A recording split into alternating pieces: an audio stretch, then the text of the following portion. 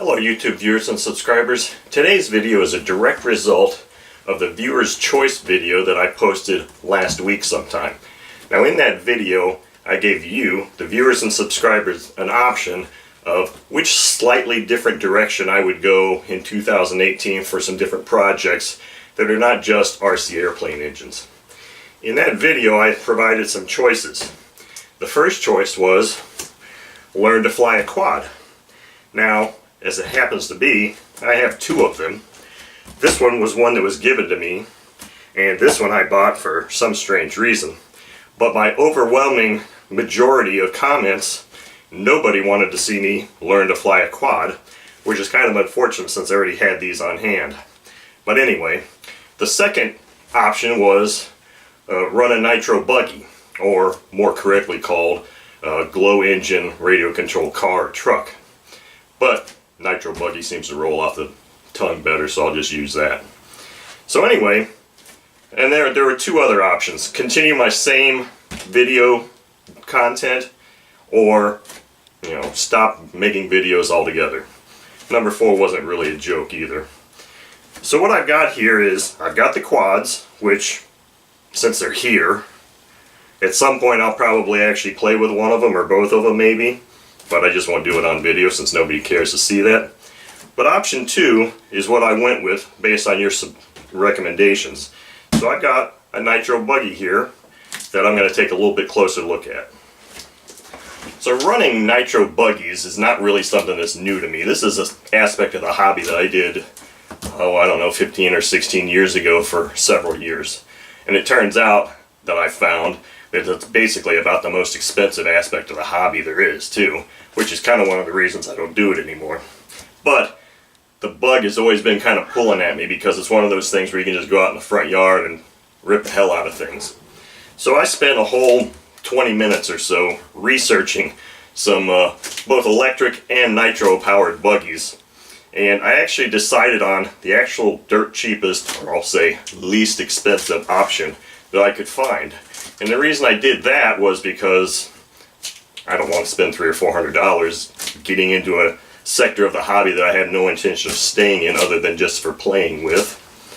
The second reason is it'd be a good evaluation for those that might actually watch my channel and might actually consider doing the same thing. So what I've got here is a system I got from Tower Hobbies. And I always said in my previous video that I wasn't going to do a review, and I'm really not, because in my mind a review is something, it's an evaluation of a product you do for a product that's actually provided to you free of charge by the manufacturer or distributor. Since I paid my own money for this, I'm not going to do a review of it, but I am going to take a very close and skeptical look at it and do the box opening right here. So let's get ready to do that. So as I mentioned, I purchased this from Tower Hobbies. This is a Red Cat Racing Shockwave RTR Buggy. The least expensive one I could find, and for a price of $159, it includes basically everything you need to get going. Not everything, it doesn't have the fuel and starter pack, but since I have those items on hand, that isn't a big deal for me. So this order actually has one other part for an engine too, which is right here, so I'm going to just get that out of the way.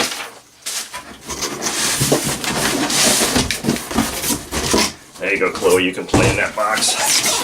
So this is what I purchased. Now, my scrutinizing and very quality control eye first sees that this is a very colorful packaging and it looks really rigid, and it is still factory sealed, so that's a good thing. Let's take a look at the contents of this.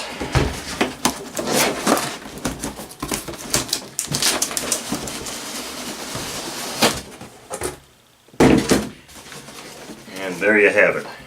Pretty much ready to run, with the exception of attaching the fin.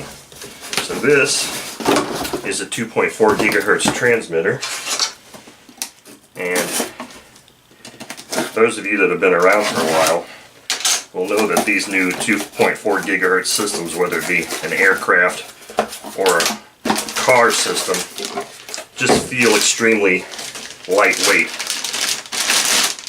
And this is not a bad looking unit at all. It does feel fairly lightweight.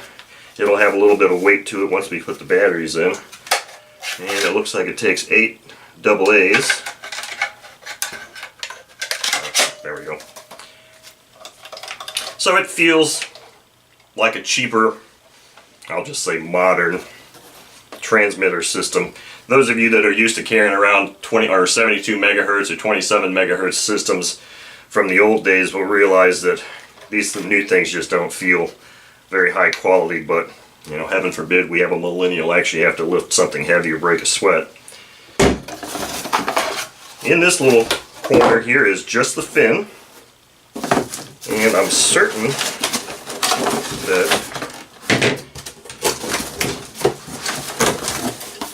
I'm going to have to cut some ties.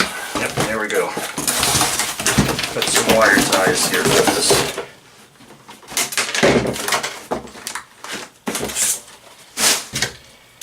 Okay, so this thing feels quite durable. It's got a little weight to it. I mean, it's got the aluminum chassis, and it's got the provision for an electric starter if you decide to go that route.